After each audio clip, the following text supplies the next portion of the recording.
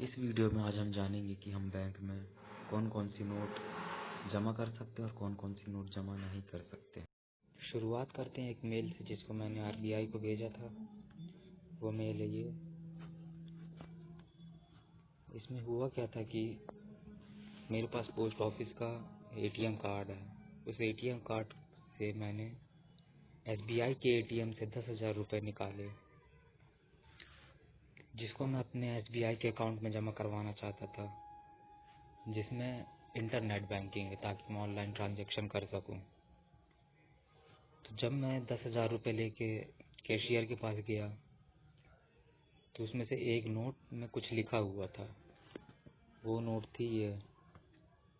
इसमें 0851 ऐसा कुछ लिखा हुआ है।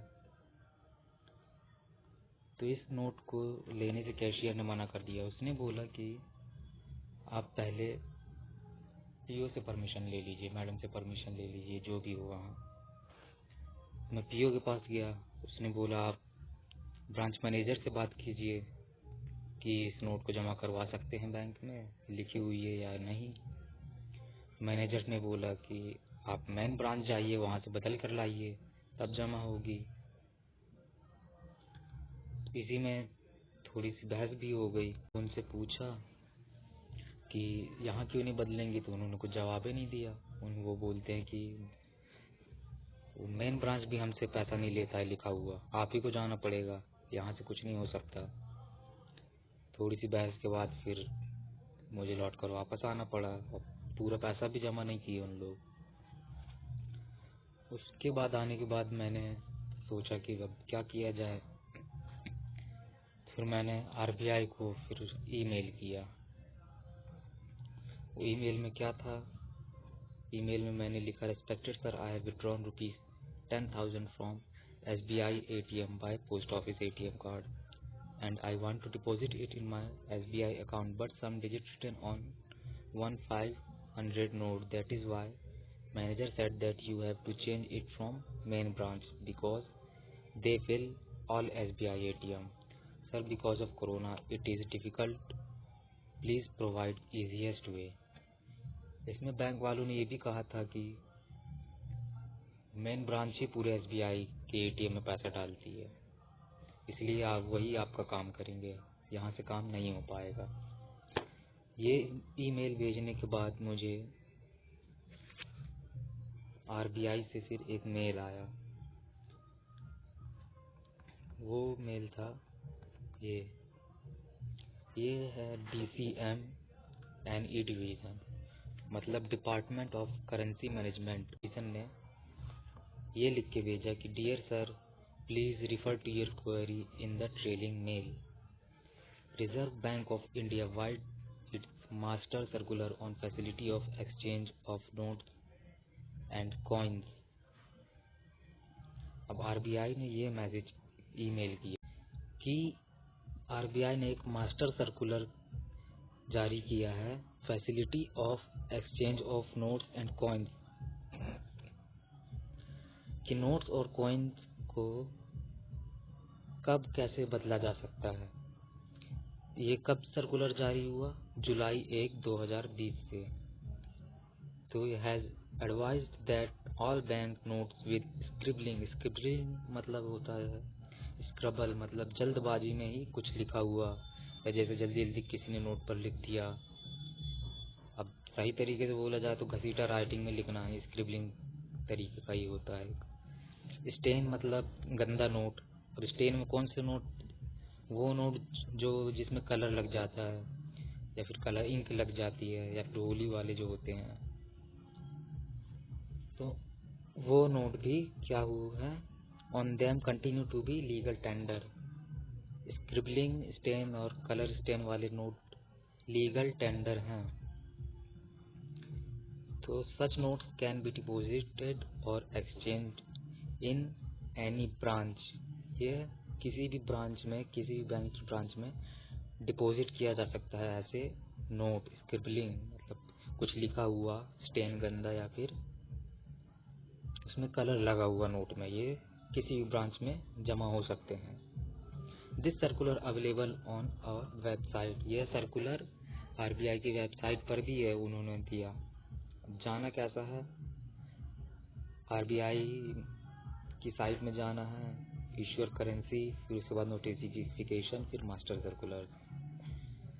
उन्होंने और क्या बताया, however a claim in respect of bank notes which carries any string word और visible representation intended to convey or capable of conveying any message of political or religious character or furthering the interest of any person or entity will be rejected as per RBI Note Refund Rules 2009 as amended by Reserve Bank of India Note Refund Amendment Rule 2018। इसमें ये कहा जा रहा है कि अगर किसी note में एक्सटिंक्शन वर्ड, मतलब किसी मकसद से लिखा हुआ शब्द, या फिर किसी ने अपनी मर्जी से या फिर किसी पॉलिटिकल वर्ड लिख दिया हो, तो ऐसे वर्ड जो अपनी मर्जी से लिखे हुए गए हों, वह नोट वापस नहीं किए जा सकते, वह रिजेक्ट कर दिए जाएंगे। उसमें कुछ भी अपनी मर्जी से या धर्म को फैलाने के लिए या फिर किसी पॉलिटिकल पार्टी को सपोर्ट करने के लिए या फिर अपना नाम ही लिख दिए, तो ऐसी नोट वापस नहीं, रिजेक्ट कर दी जाएंगी, वापस नहीं होंगी।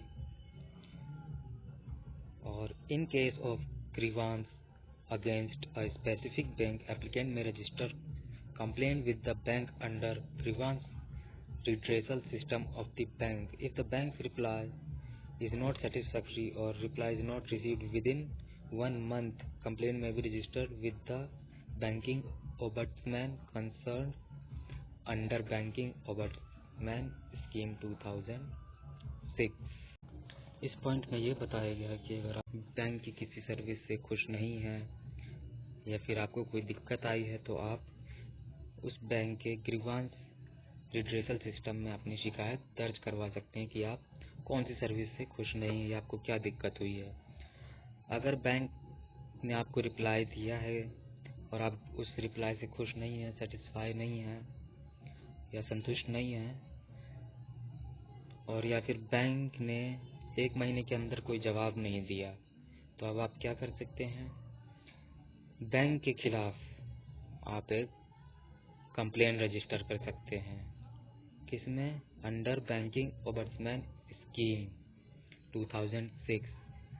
बैंकिंग ओम्बड्समैन स्कीम सबसे पहले इंट्रोड्यूस हुई 1995 में, फिर ये रिवाइज्ड हुई 2002 में।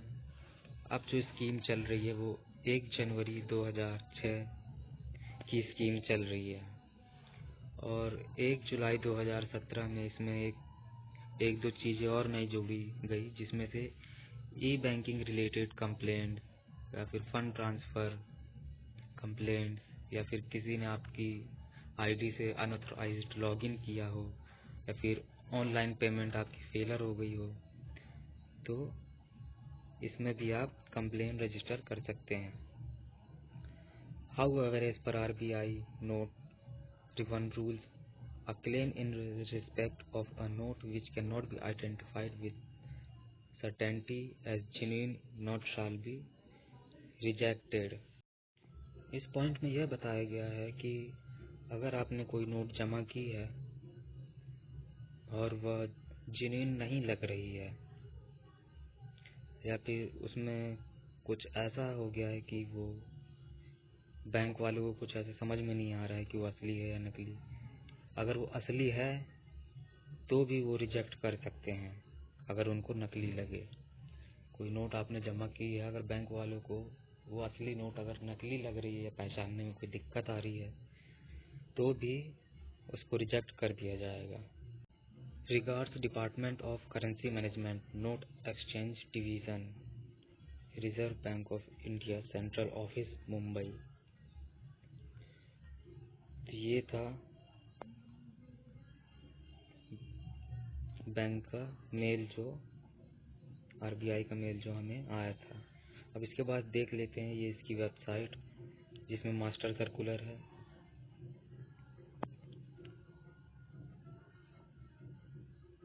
इसमें अपन को जाना है यहाँ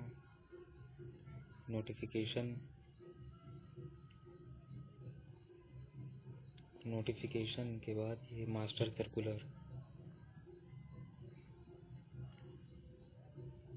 तो ये 1 जुलाई 2020 को मास्टर सर्कुलर जारी हुआ, पेमेंट ऑफ एजेंसी कमीशन। और ये दूसरा मास्टर सर्कुलर है। ये है अपना मास्टर सर्कुलर,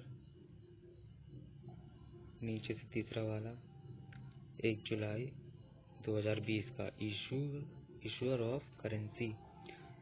इस मास्टर सर्कुलर को अपन देखते हैं। तो इसमें दिया गया है master circular facility for exchange of notes and coins. Please refer to the master circular DCMNE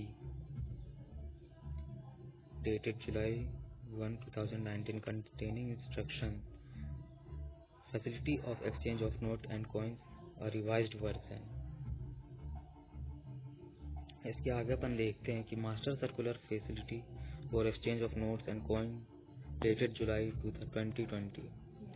तो यहाँ दिया है पहला, facility for exchange of note and coins at bank branches. इसमें यहाँ ये पहला पॉइंट ए, जिसमें बताया जा रहा है all branches of bank in all part of the country, जितने भी भारत में अपने बैंक हैं और जितने भी उनकी ब्रांचेस हैं, are mandated to provide the following customer service. उनको नीचे दी गई जो पॉइंट है वो सर्विस प्रोवाइड करनी पड़ेगी, more actively and vigorously to the members of public so that there is no need for them to approach the RBI regional office for this purpose. इसमें ये कह रहे हैं RBI की ये जो नीचे पॉइंट दिए गए हैं, अगर इसको बैंक या बैंक ब्रांचेस सही तरीके से फॉलो करेंगे तो उनको, पब्लिक को RBI में आने की ज़रूरत नहीं पड़ेगी। मैं यहाँ से बैंक वालों से निवेदन करना चाहता हूँ कि वे अपने कस्टमर को सही इन्फॉर्मेशन दें, ताकि उन्हें इधर उधर भटकना ना पड़े या दिक्कत ना हो। और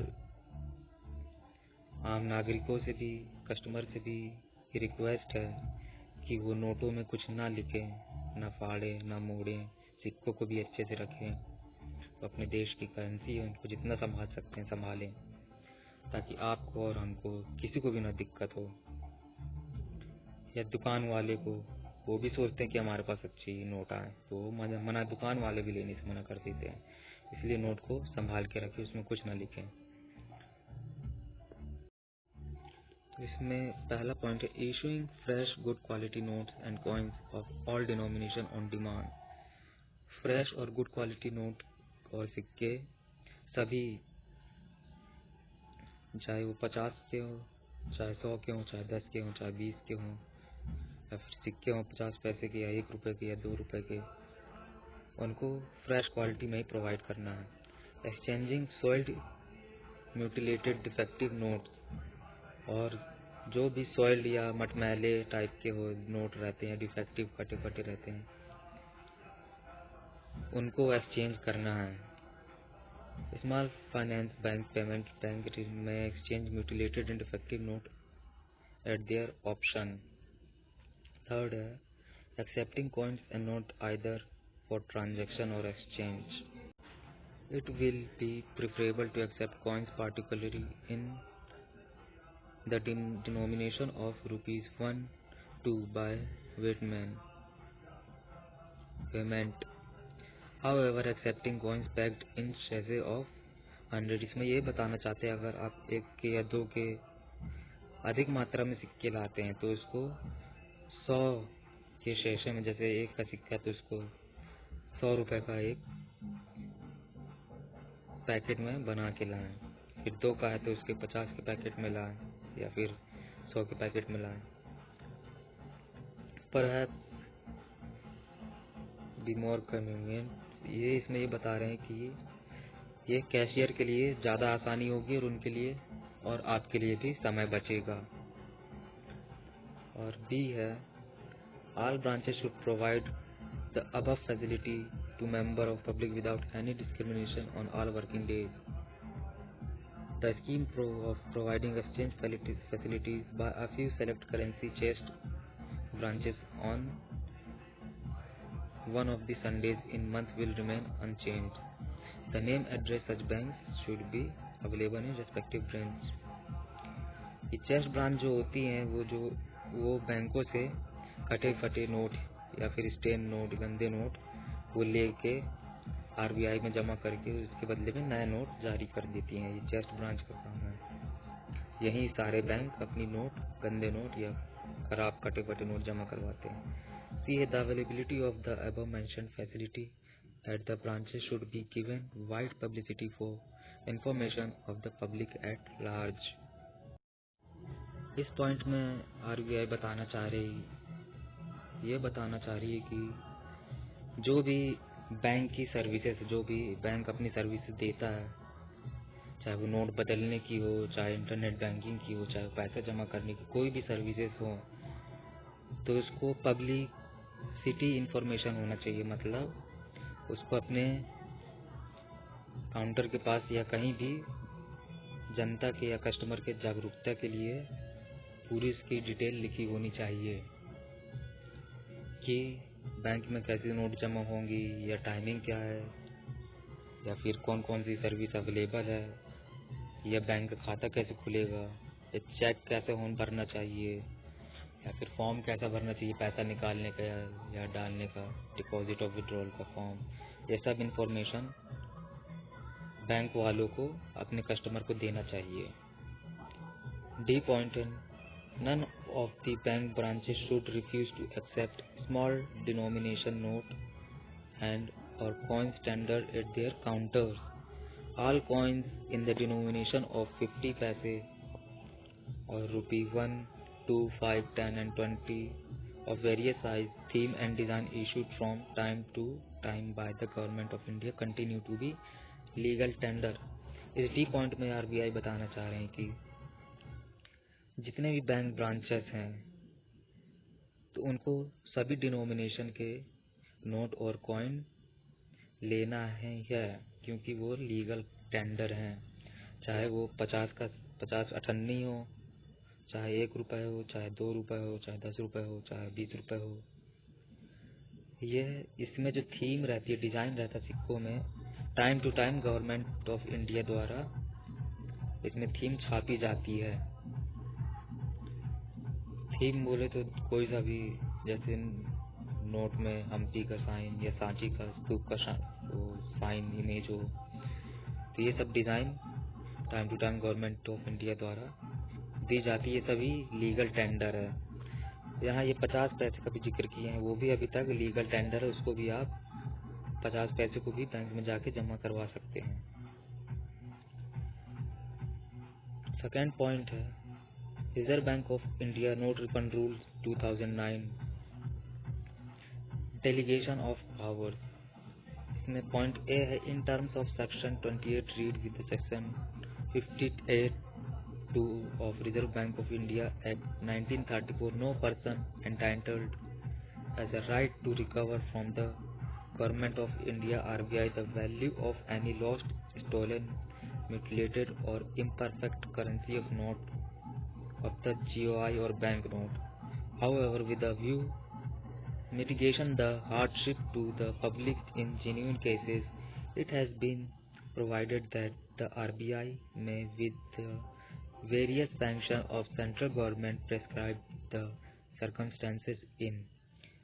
इस पॉइंट में ज़्यादा कुछ नहीं है। इस पॉइंट में ये बता रहे हैं कि अगर आपने कोई नोट पाया है या किसी ने नोट चुरा लिया और वो किसी को पड़ा हुआ मिल गया, रोड पे ही किसी को पड़ा हुआ मिल गया, तो आप उसके हकदार नहीं हैं।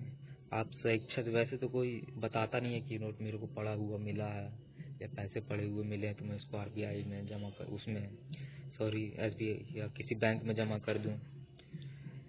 तो अगर आपको या किसी को भी ऐसे नोट पड़े हुए या चोरी हुए नोट मिलते हैं तो उसमें उसका हकदार बिल्कुल नहीं है, ना उसके बदले में वो कोई अमाउंट ले सकता है उसकी। वो स्वेच्छा से उसको बैंक में जमा करवा सकता है, बस इतना ही कर सकता है। सेकेंड ये बी पॉइंट है, with a view to extending the facility for benefit and convenience of public, all branches of bank have been delegated powers under Rule 2J of RBI Note Refund Rule 2009. Exchange of mutilated defective notes free of cost. इस point में क्या बता रहे हैं कि जो भी कटे फटे नोट हैं या फिर 2-3 टुकड़ों में बटे हुए नोट हैं, उसको आप, या फिर डिफेक्टिव नोट है, तो बैंक को फ्री ऑफ कॉस्ट उसको जमा करना होगा। बैंक में आप बिना किसी एक्स्ट्रा चार्ज के उसको या बिना किसी बट्टा काटे उसको जमा कर सकते हैं। इसमें पॉइंट सी है, the NRR note refund rule 2009 were amended to enable the public to exchange mutilated notes in Mahatma Gandhi new series. इसमें सबसे पहले हम महात्मा गांधी न्यू सीरीज़ क्या होती है वो समझ लेते हैं। तो ये नोट आप देख रहे होंगे, ये 10 की, ये 10 की, ये 100 की, और ये जो नई वाली 100 की। तो इन नोटों में जो साइन बना हुआ, इमेज बनी हुई है, वो ये बना हुआ है अशोक स्तंभ के शेर। इस 10 के नोट में महात्मा गांधी जी नहीं है। अब नीचे वाले में देख लेते हैं अपन, इस 10 के नोट में भी महात्मा गांधी जी नहीं है। और यहाँ देख लेते हैं तो ये पुरानी 100 की नोट है, इसमें महात्मा गांधी जी हैं। तो ये जो 100 की नोट है वो कहलाएगी old Mahatma Gandhi series note, जो 100 रुपये की है। और इसके बाद ये जो है नोट है वो है महात्मा गांधी न्यू सीरीज़ नोट, जो 2018 में अपग्रेडेशन हुआ था जिसका। तो इस नोट में अपन देखेंगे कि जो महात्मा गांधी न्यू सीरीज़ नोट है, यहाँ आपको दिख रहा होगा जैसा साइन यहाँ अशोक स्तंभ के शेर का जो बना हुआ है वो यहाँ भी दिख रहा है ये। और इस नोट में भी देख लेते हैं अपन, इसमें भी दिख रहा है, इसमें थोड़ा सा अलग बना हुआ है। इसमें जो 4 शेर बने हुए हैं अशोक स्तंभ के, उनके किनारे किनारे अशोक चक्र लगा हुआ है। ये 10 की नोट है। इसमें अब हम अपन देख लेते हैं, इसमें जैसे महात्मा गांधी जी वहाँ हैं, उसी प्रकार के इस तरफ भी अपन को दिख रही है। और ये वाली 100 की नोट में अपन देख लेते हैं, यहाँ भी अपन को दिख रहे हैं महात्मा गांधी जी जैसे यहाँ। तो ये महात्मा गांधी न्यू सीरीज़ नोट है, जिसके पीछे बना हुआ है रानी की वाव। रानी की वाव ये गुजरात में स्थित एक धरोहर है, जिसको सोलंकी शासन के राजा भीमदेव प्रथम की पत्नी उदयमती ने प्रेम की निशानी के तौर पर बनवाया था। तो इसको 2018 में इस नोट में लाया गया। और ये पुरानी वाली 100 की नोट है, इसमें हम पीछे देख लेते हैं।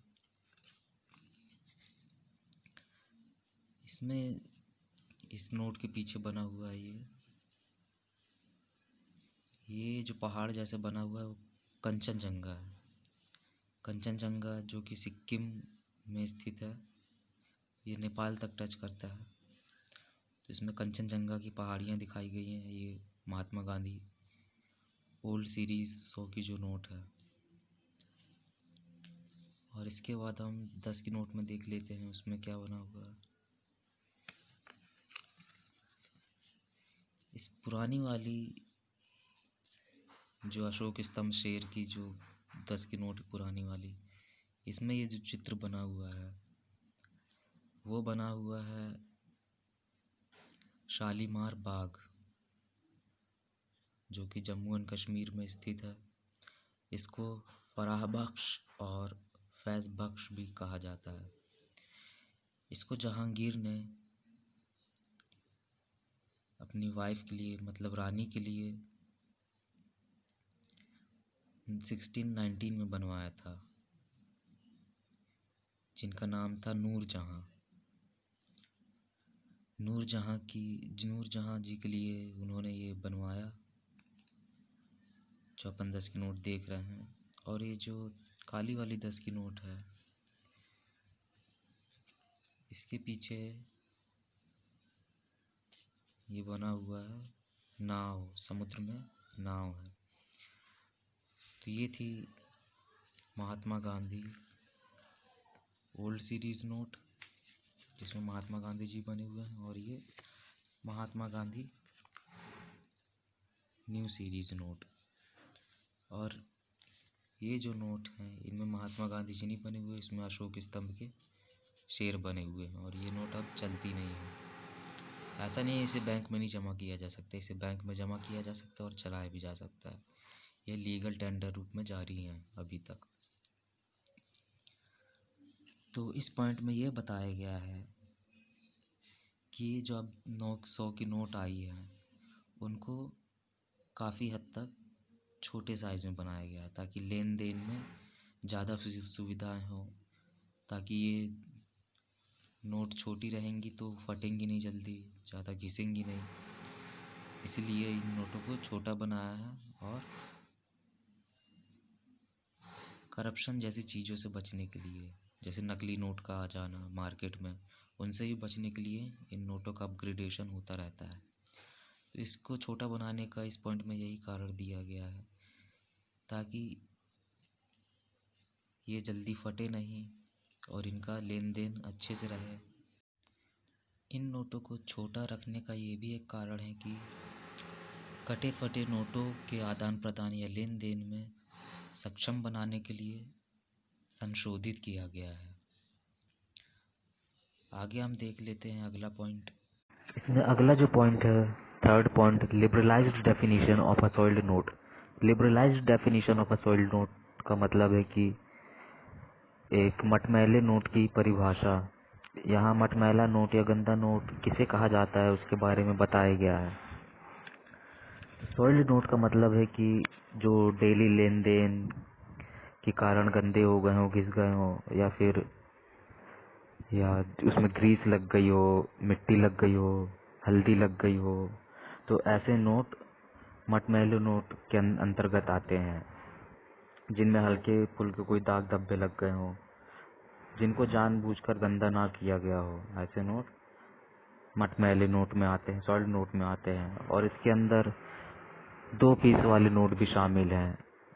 जैसे कोई एक नोट है, उसके बीच से 2 टुकड़े हो गए हों या साइड से 2 टुकड़े हो गए हैं, तो 2 पीस वाले नोट भी इसके अंतर्गत आते हैं। तो ऐसी जो सॉइल्ड नोटें रहती हैं या मटमैली नोट जो रहती हैं, उन्हें आप किसी भी बैंक ब्रांच में जाके जमा कर सकते हैं। ये बैंक ब्रांच आपसे कोई चार्ज नहीं लेगा, या फिर कोई बैंक ब्रांच ऐसे नोट को लेने से मना नहीं कर सकता। बैंक ब्रांच ये नोट लेने के बाद फिर इसको करेंसी चेस्ट ब्रांच में भेज देता है। करेंसी चेस्ट ब्रांच में भेजने के बाद करेंसी चेस्ट ब्रांच इसको आरबीआई में भेज के इसको डिस्ट्रॉय कर देती है। तो ये liberalised definition of a soiled note था, थर्ड पॉइंट। इसके बाद है अगला point, fourth point, mutilated note. Mutilated note का मतलब है कि कटे फटे नोट, डैमेज्ड नोट या डिसफिगर्ड नोट, ऐसे नोट जो एकदम घिस गए हों, या फिर ऐसे नोट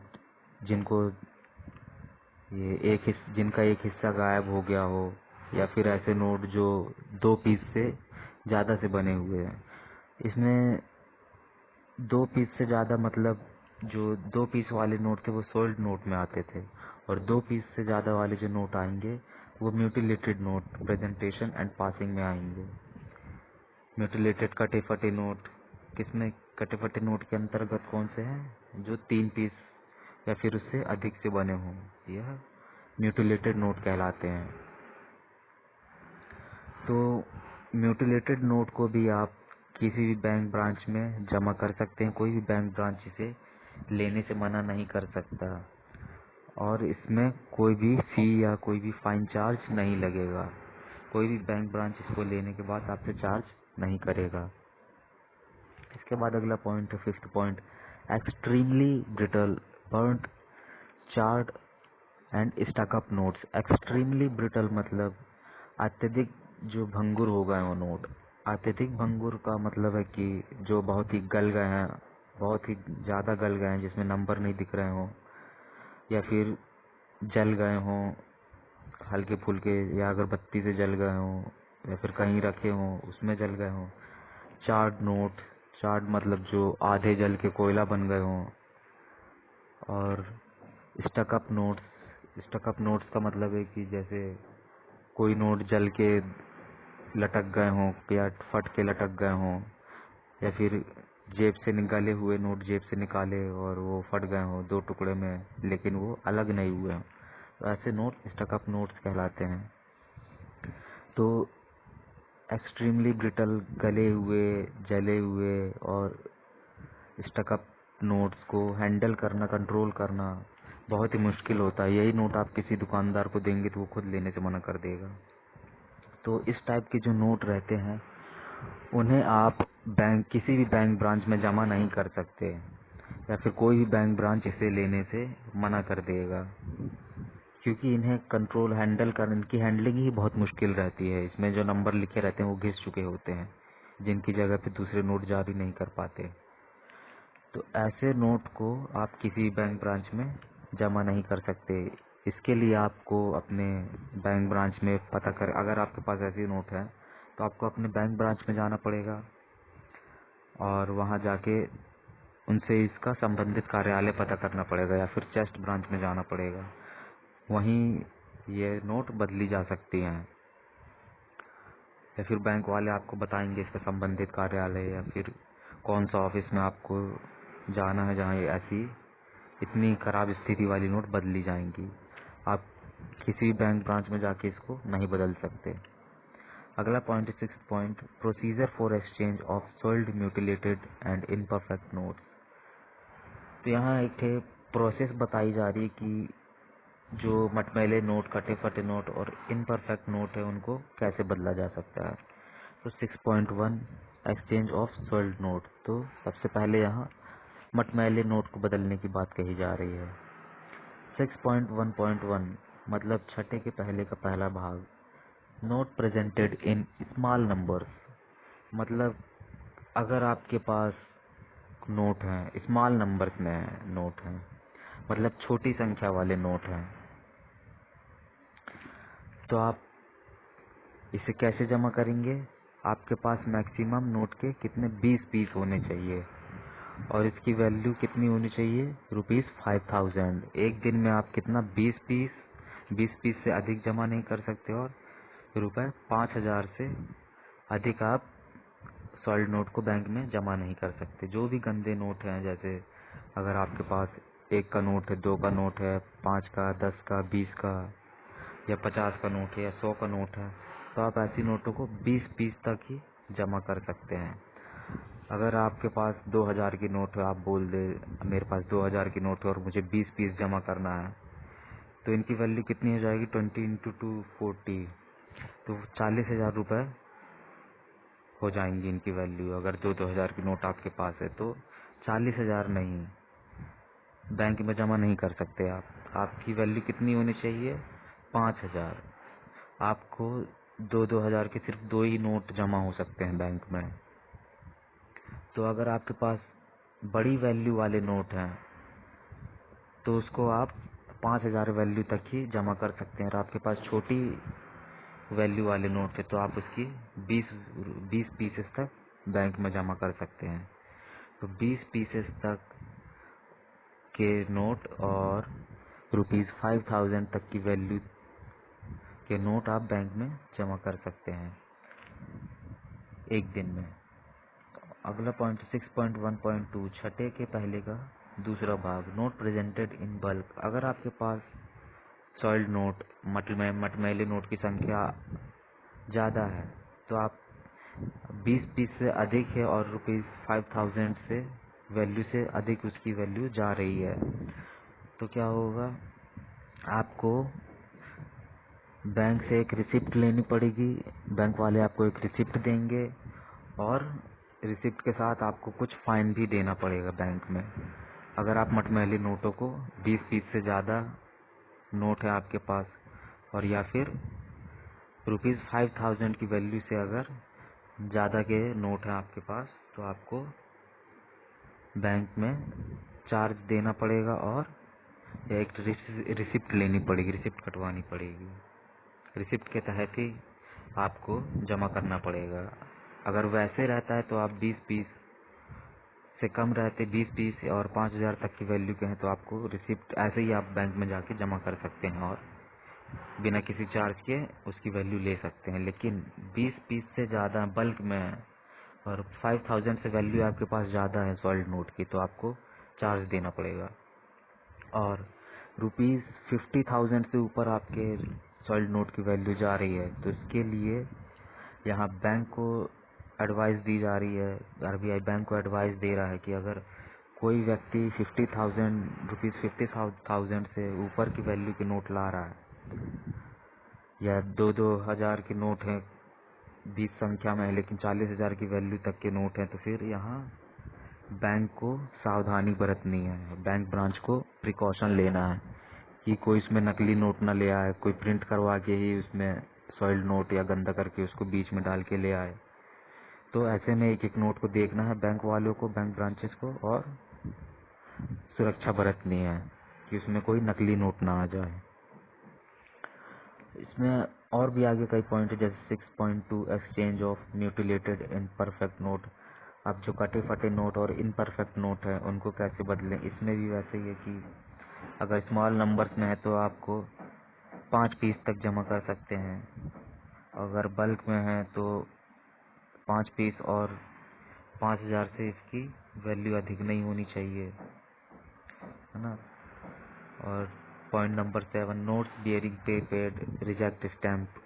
रिजेक्ट स्टैम्प का मतलब है कि कोई भी आप मटमैला नोट या कटे फटे नोट या इम्परफेक्ट नोट बैंक में लेके जाते हैं, बैंक उसके बदले में आपको कुछ वैल्यू देता है या पूरी वैल्यू देता है उस नोट के बदले।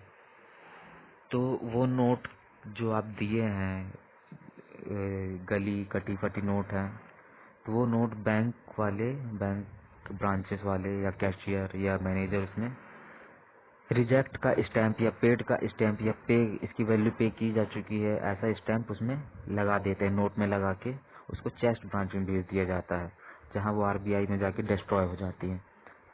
लेकिन कभी कभी क्या होता है कि ये नोट मार्केट में फिर चलने लगती हैं उनकी नोट की तो इस नोट की तो वैल्यू रहती नहीं, लेकिन लोग मार्केट में रिजेक्ट स्टैंप वाले, सील वाले, जो सील लगी रहती है रिजेक्ट की, ऐसे नोट मार्केट में कभी कभी देखने को मिल जाते हैं।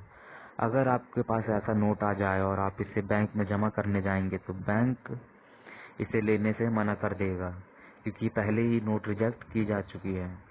ये सीज्ड नोट कहलाती हैं, रिजेक्ट नोट कहलाती हैं।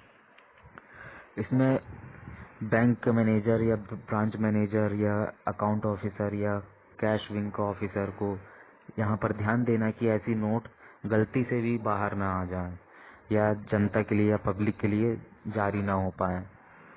अगर कोई ऐसी नोट लेके आता है तो उसके ऊपर आपको ध्यान देना कि ये नोट आई कहाँ से या किसकी गलती के कारण ये नोट बाहर चली गई, मार्केट में कैसे चली गई। तो ये पेड रिजेक्ट स्टैंप वाली, सील वाली नोट आपके पास अगर आती हैं तो आप इसे जमा नहीं कर सकते। अगर जमा करवाने भी जाते हैं तो आप उसको डिटेल में बताइए कि ये कहाँ से मिली, कैसे मिली, क्योंकि ये बैंक का फॉल्ट रहता है कि पेड वाली रिजेक्ट स्टैंप वाली सीधे चेस्ट ब्रांच में जाती है और वहाँ से आरबीआई जाके डिस्ट्रॉय हो जाती है। तो आरबीआई यहाँ कहता है कि पेड रिजेक्ट वाली स्टैंप वाली के लिए बैंक ब्रांच के मैनेजर या ऑफिसर को यहाँ ध्यान देना कि ऐसी नोट मार्केट में ना चलें जो रिजेक्ट हो चुकी हैं। इसमें अगला पॉइंट है 8 point, notes with slogans scribbling stains. जैसे कोई जानबूझ के किसी नोट में कोई स्लोगन लिख दिया हो, या पॉलिटिकल या कोई धर्म से रिलेटेड कोई मैसेज लिख दिया, कोई नाम लिख दिया हो, या फिर उसमें कोई जानबूझ के पेंट बना दिया, कलर ड्राइंग बना दिया हो, तो ये सर्कुलेशन के लिए अनफिट रहती हैं, ये मार्केट में नहीं चलाई जा सकती। तो इसके बदले में आरबीआई को, अगर आरबीआई बैंक ब्रांचेस के पास ऐसी नोट आती हैं, तो बैंक ब्रांचेस को इसके बदले में नई नोट जारी करनी है। अगर कोई जानबूझकर, अगर पकड़ा जाता है कोई कि ये जानबूझकर कोई लिखा गया, ये तो पकड़ना मुश्किल है कि किसने लिखा किसने नहीं लिखा, क्योंकि अधिकतर नोट लोग पेट्रोल पंप या कहीं और जाके चला देते हैं। तो ऐसी नोट को ये पकड़ना मुश्किल है कि किसने लिखा, किसकी गलती, कौन जानबूझ के किया ऐसा।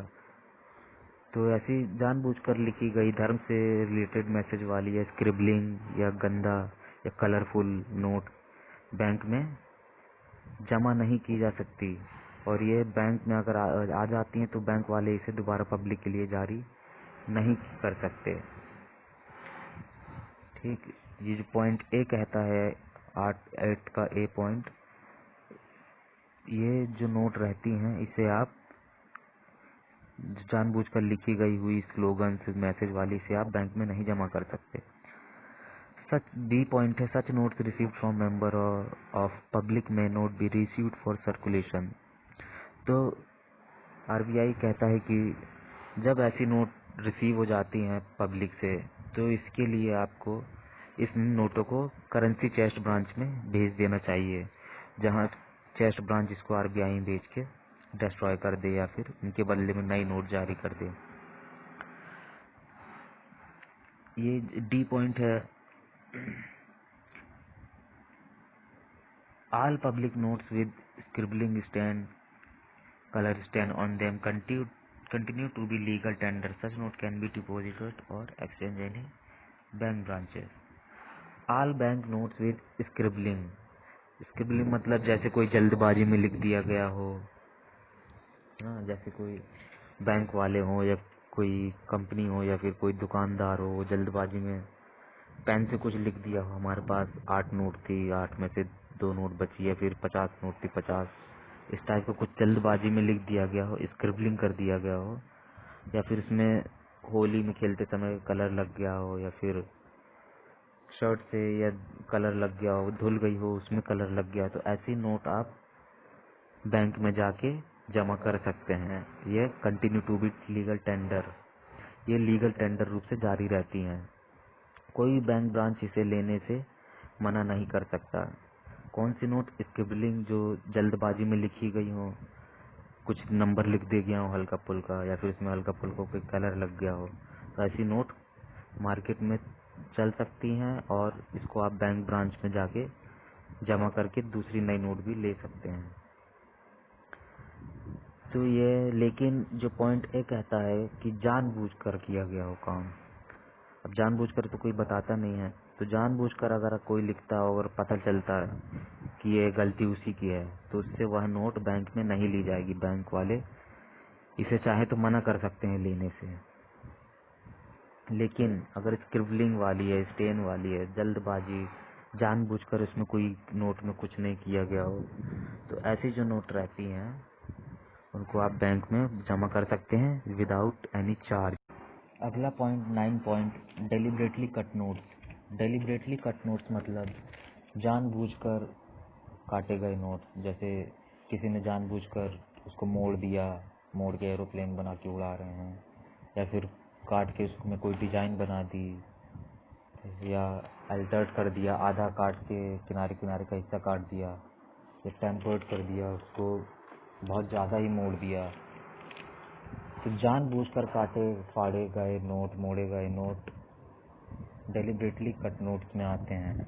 अगर जानबूझ कोई, अब ये तो पता करना मुश्किल है कि किसने जानबूझकर इसको फाड़ा है या काटा है। 2-3 नोट हो तो होती है, तो उसमें बताना मुश्किल होता है कि ये किसने काटा, किसने फाड़ा, कहीं ना कहीं कोई जोड़ जाड़ के इसको चला देता है।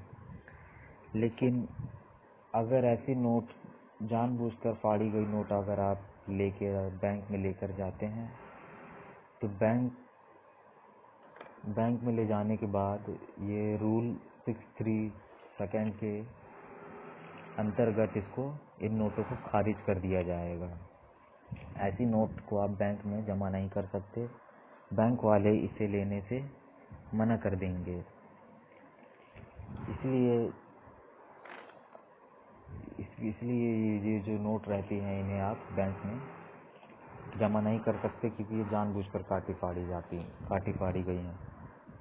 क्योंकि ये बताना मुश्किल है तो इसलिए एक दो नोट आप बैंक में इस टाइप की जमा कर सकते हैं। लेकिन अगर नोट बल्क में है, अत्यधिक संख्या में है या ज़्यादा है, 3-4 हज़ार की वैल्यू या उससे और ज़्यादा की वैल्यू में है, और आप इसे बैंक में लेके जाते हैं और बैंक वालों अगर अंदाज़ा लगा लेते हैं कि ये कैंची से कटी हुई है या ब्लेड से कटी हुई है या जानबूझ के मोड़ी गई है, जानबूझ के फाड़ी गई है।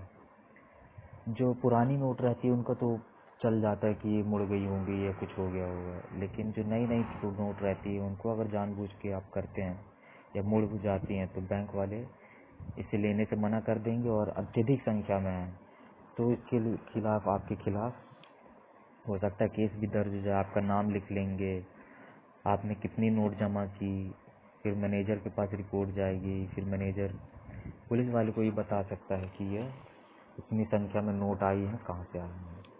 इसीलिए नोट को काटे फाड़े नहीं और ना उसको सुरक्षित अपने पास ही रखे रहें। इसमें आगे और भी कई पॉइंट हैं, जैसे ट्रेनिंग का मतलब है कि बैंक के ऑफिसर को या बैंक के कर्मचारियों को समय समय पर ट्रेनिंग दी जाती है। उनको नोट के बारे में, नई नई टेक्नोलॉजी या फिर कस्टमर को कैसे हैंडल करना है, कस्टमर से कैसे बात करनी है, कैसे कंट्रोल करना है, या फिर ख़राब या नकली नोट को कैसे पकड़ना है, पहचान कैसे करनी है नोट को। अगर अत्यधिक संख्या में कोई नोट आ जाती हैं तो उसको उनकी प्रोसेस क्या रहती हैं, कौन से लीगल रूप से जारी है नोट, कौन से सिक्के बंद हो गए, सब तरीके की ट्रेनिंग बैंक के ऑफिसर को दी जाती है। और सबसे ज़्यादा जो ट्रेनिंग दी जाती है वो रहती है कस्टमर के लिए, कि कस्टमर बिहेवियर, कस्टमर से कैसे बिहेव करना है, उनसे कस्टमर के साथ कैसे रहना है, उनको कैसे सेटिस्फाई करना है। कुल मिला के कस्टमर नाराज़ होकर जाना नहीं चाहिए आपके बैंक से। इस चीज़ की बैंक के कर्मचारियों को ट्रेनिंग दी जाती है। अगला पॉइंट है display of notice board. Display of notice board का मतलब है हर बैंक के ब्रांच में, ये आरबीआई कहता है कि हर बैंक के ब्रांच में एक सूचना पटल होनी चाहिए, एक नोटिस बोर्ड होना चाहिए, जिसमें बैंक वालों को उसमें कैश कैसे जमा होता है, फॉर्म कैसे जमा करते हैं या फिर विड्रॉ कैसे करते हैं, ग्रीन चैनल क्या होता है, योनो क्या होता है, और बैंक में कौन से सिक्के जमा हो सकते हैं, कौन सी पुरानी नोट जमा हो सकती हैं, चेक कैसे भरते हैं। इन सब के बारे में नई नई सूचना और महत्वपूर्ण सूचनाएं बैंक को अपने कस्टमर को देनी चाहिए। ये नोटिस बोर्ड में लिखना चाहिए बैंक वालों को। वैसे लगाते तो हैं नहीं, लेकिन लगाना चाहिए, यह कंपलसरी है कि कस्टमर को हर एक चीज़ की जानकारी होनी चाहिए अपने बैंक के बारे में। इसमें अगला पॉइंट है डिस्पोजल ऑफ नोट। इसमें कई पॉइंट हैं जिसका आप पीडीएफ डाउनलोड करके देख सकते हैं।